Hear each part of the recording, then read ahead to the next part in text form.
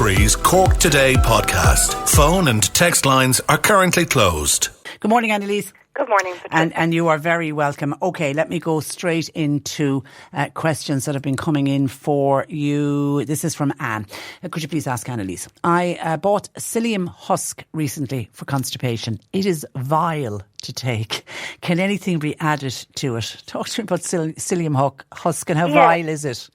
Well, it's very gloopy, so it is pretty disgusting. It's more the texture than the taste is bad.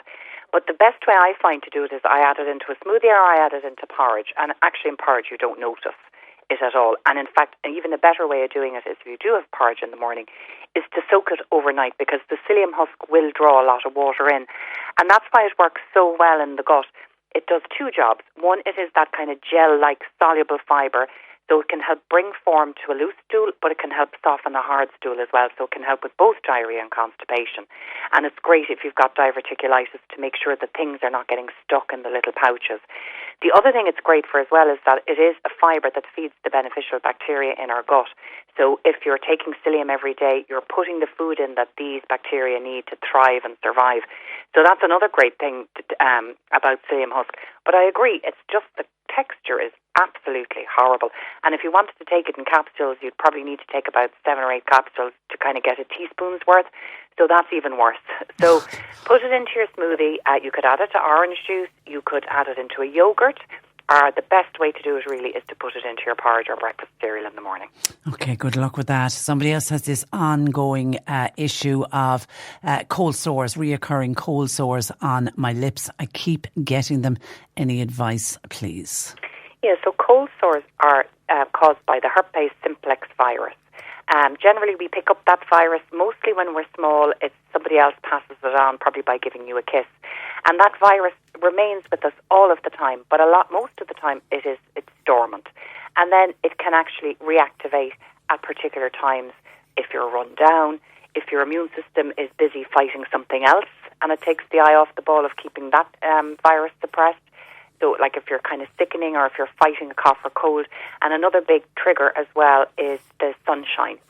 So typically the best thing to do in this case, I would suggest, is to support both the immune system and to support for the cold sore.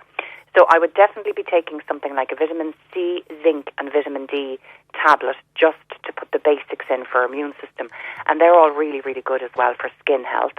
And then if you're getting recurrent cold sores, the best way is prevention by taking something called L-lysine.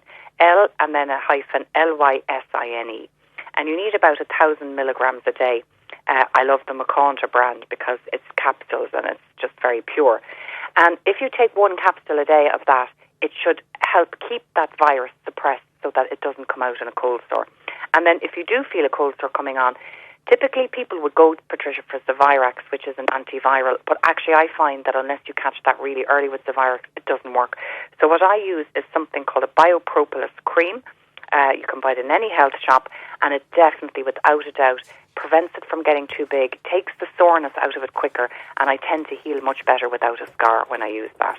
And you have it for life. Once you can't get rid of it. Absolutely. Yeah. The viruses do stay in your body all of the time, but your immune system generally keeps them under control. Yeah. So that's what it is with the cold sore virus. And they can be nasty, nasty things. Some people seem to really suffer from them. Pat in Bantry says, could you ask Anneliese, what could you recommend for hip pain? We've tried a product called snake oil. It worked for a while, but I'm now wondering, was it a placebo effect? Well, snake oil would typically be the term used for anything that is just totally and utterly chance in their arm, placebo effect. That's what they would have said about the old medicine men on the trails, is that they were just selling snake oil. But I don't know what was in that particular product. Some things, when you apply them topically, can give you great relief. Wintergreen is one of them. Sometimes we have one here called Pernatron. There's cayenne pepper in it. So that can really help as well in terms of putting it on topically. Some people get a great benefit from the Atrogel, which has arnica in there. But look, I think it's probably arthritis on the inside, Patricia. So I think really rubbing stuff in is only going to give you some momentary relief. It's really not doing much to support the problem. So I certainly would recommend taking something to try and help dampen down the inflammation internally and then also to rebuild the joint. So what we get the best feedback on, there's two products we get fantastic feedback here in the shop on. One of them is GAL UC2 cartilage. And in actual fact, a lot more consultants now are recommending people take the UC2 cartilage. There's type 1, 2 and 3 collagen. The 2 is the one particularly good for joints. So that's that one. And the other one that we get very good feedback on is by an Irish company called One Nutrition, and it's called Joint Support. So I would definitely recommend taking those and give it a bit of time, because it doesn't work overnight. You need to wait at least probably 6 to 8 weeks before you notice the difference. And I do get great relief with that Pernaton gel because of the heating benefit of it. It does seem to kind of get right into the sore spot. So you could maybe try that as a topical solution for the time. Yeah, because somebody else is asking, could you mention again an injection that you spoke about for sciatica problems? You mentioned it last week. Yeah, so it's an injection into a particular muscle in the buttocks called the piriformis muscle. I don't think you can get it done with your GP. I think you need to get it done privately. I've never had it done, Patricia, but I know people who've had it done, and it seems to be really, really successful for sciatica. So you probably should go to your GP as a first stop and say, I'd like to try getting an injection into my piriformis muscle, PERIFORMIS. And it just seems to paralyse that muscle, and it just stops that nerve pain from travelling down the leg. Okay, and just on cold sore, somebody says I put neat whiskey on my lip whenever I feel a cold sore coming on. It's probably an old wives' tale. I wonder, does it work? It's the alcohol, obviously. It might be. The alcohol certainly would dry it out. I think really, a lot of people would say that if you feel a sniffle coming on, have a hot toddy and go, and that works too. So maybe there is something about alcohol that does help boost the immune system, but I think I would definitely prefer the biopropolis than the whiskey. I'd say it would sting, especially if it's already coming out. Yeah. Okay, a couple of people are on about cholesterol. Somebody says, please, could you ask Anneliese what's good to lower cholesterol? What about porridge? And Tom was on, his cholesterol was at 8. He has it down to 6, but he wants it to drop further. So talk to us about cholesterol. Okay, well, the best diet to follow for heart health is the Mediterranean diet, and there's countless clinical studies that will show that evidence. And the reason that it's so healthy, Patricia, is that it's very high in fibre, vegetables, and hence nutrients, and it's quite low in saturated fat. They do have meat and cheese, but in small amounts, and they've lots of kind of pulses and fish. And really in Ireland we can eat the Mediterranean diet now because we get everything in the supermarket all year round. So if you go onto Google, you will definitely find lots of information and recipes for the Mediterranean diet. And then particularly foods that would be very good. Porridges actually is one of them because porridge is very high in soluble fibre. You can also use oat bran to increase that soluble fibre, and that helps to bind cholesterol and make it unavailable and get it out of the body. Also things like lecithin is very good. You'll buy that in any health shop, and that helps your body to produce bile, and bile is another sort of exit method for cholesterol from the body. Omega-3 fats are really, really good to bring your good cholesterol up. So the bad cholesterol is actually a protein that brings cholesterol around and deposits it in the body in veins and arteries. But the good cholesterol is a protein that kind of gathers it all up and gets rid of it. So if your good cholesterol is high, you can be very, very healthy, even if your overall cholesterol is a little bit too high. So the foods that you'd get those in would be things like pumpkin seeds, chia seeds, linseeds and walnuts for the vegetarian. And then oily fish like mackerel and herring, sardines, tuna fish, probably not the tins, you probably need a fresh one, sea trout and trout, herring and sardines. They'd all be very good for omega-3s. And supplement-wise, the one that works the best is something called red rice yeast. It does exactly the same thing as the statin drug does, and Macon to do a very good version. We have a lovely one here called Normacol that has other things in there for heart health as well, but it's the fundamental component is that red rice yeast, and it works brilliantly. Hi, wondering if Anneliese would have any cures or suggestions for chilblains from Reynard's. Oh, very painful, yes. Yeah. So, chilblains can be a difficult one, Patricia, because they're triggered by so many things. And some people get very, very severe chilblains where they would crack. I think one of the things I've found in terms of advice is to try and avoid sugar in the diet, because I definitely think that seems to fuel the inflammation that drives chilblains. You can take stuff for circulation for the Raynaud's. So with Raynaud's, what's happening, it's an autoimmune disease, and it means that the little tiny capillaries in the tips of fingers and toes shut down when exposed to cold, so they go white and they go numb and they get very, very cold.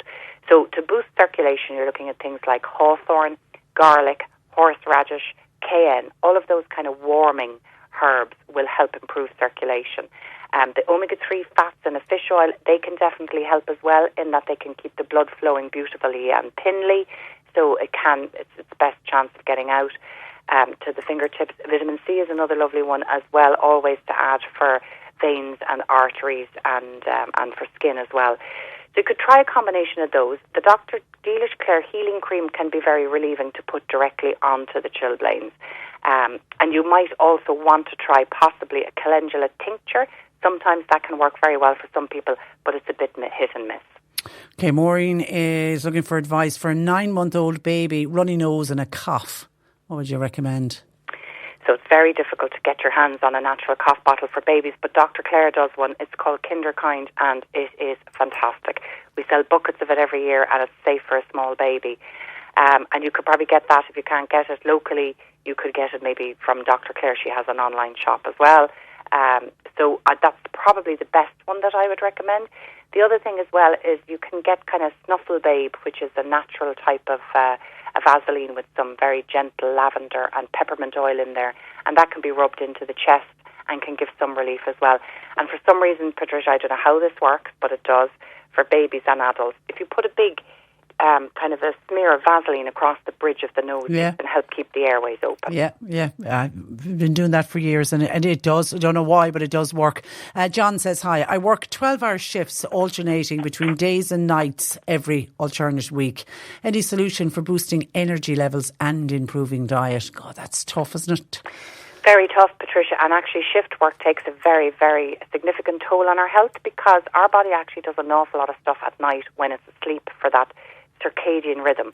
So our body follows that kind of light-dark cycle, and there's lots of processes that need to happen in the nighttime for repair, and kind of your body does a big kind of patrol and clean-up, so it gets rid of cells that aren't working properly or possibly that have gone a little bit rogue. That's when a lot of cancer cells that would be possibly turning cancers, they'd be identified and killed off by our immune system.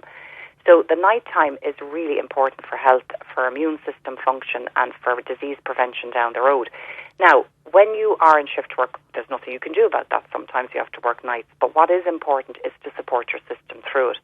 So I would definitely recommend something that helps with the circadian rhythm. If you can get it from your doctor, melatonin is fantastic. It's the hormone that helps us sort of calm down and go to sleep at night. And you can buy it anywhere in Spain and France and Germany, but you have to get it on prescription in Ireland. But that definitely can help you get back into your week of day cycle. And then in terms of energy on your shifts, you could take something like ginseng to give you a little bit of a boost. That can also help, again, support the adrenals, which are involved in that whole kind of circadian rhythm disruption. So another herb that's lovely as well is ashwagandha. So that is kind of really helping at a root level cope with the shift work. And then possibly the other thing you could do on the weeks that you're really struggling is take the Source of Life Gold, which has got so much in it in terms of supporting the body, but also has a little bit of ginseng. So that would be a good start for just improving energy generally and immune system function as well. Okay, we'll wrap it up there. Listen, thank you for that, and we'll talk to you again next Monday. And apologies if we didn't get to all of your questions. As always, it is just so busy with Anneliese, but she'll put up all of the information because she imparts a lot of information to us on the slot. So she puts it up on her own website, which is healthhubstore.com, as heard on the radio. And she'll do that later on this afternoon. And I know on our own, as a separate podcast on c103.ie, I know John Paul puts up Anneliese's slot on its own as well, if you just want to sit and maybe listen back to it. And maybe you didn't catch all of it today. And that will also go up later on this afternoon.